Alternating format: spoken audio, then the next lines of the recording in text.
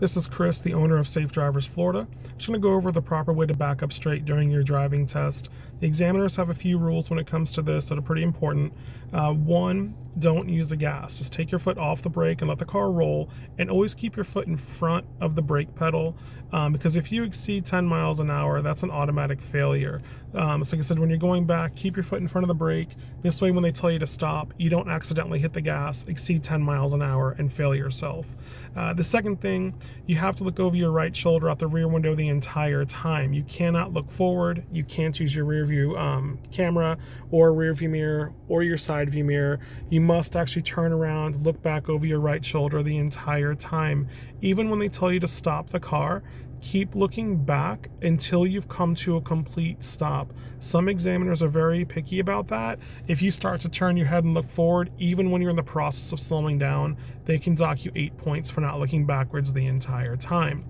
Because you're required to look over your right shoulder out the rear window, this is the one maneuver you're not required to use two hands. To make it easier for you to turn around, you're allowed to use just your left hand at the very top of the steering wheel. And when you turn around, turn, get a really good look out the rear window.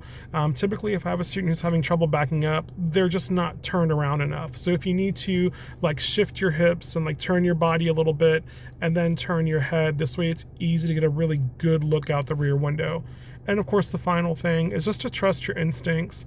Because you're going backwards and you're looking backwards out that rear window, the steering works exactly the same as when you're going forward. If you turn the wheel to the right, the back will go to the right toward the grass. If you turn left, the back will go to the left toward the center line of the road.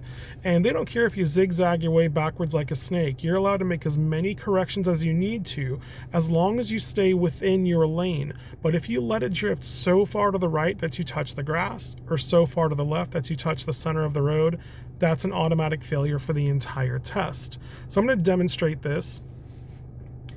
So like I said, you want to turn around and look out the rear window, and like I said, just let it roll. So as you're going back, just leave the wheel straight, trust your instincts. But I'm going to move the wheel on purpose. Like I said, if you turn right, I hope you can tell, the back is going to the right toward the grass. If you turn left, the back is going to the left toward the middle of the road. Now, like I said, it's okay to make corrections as long as you catch it early enough to where you're staying in your lane. And of course, once they tell you to stop, then you can turn around and look forward and put the car back into drive. Thank you.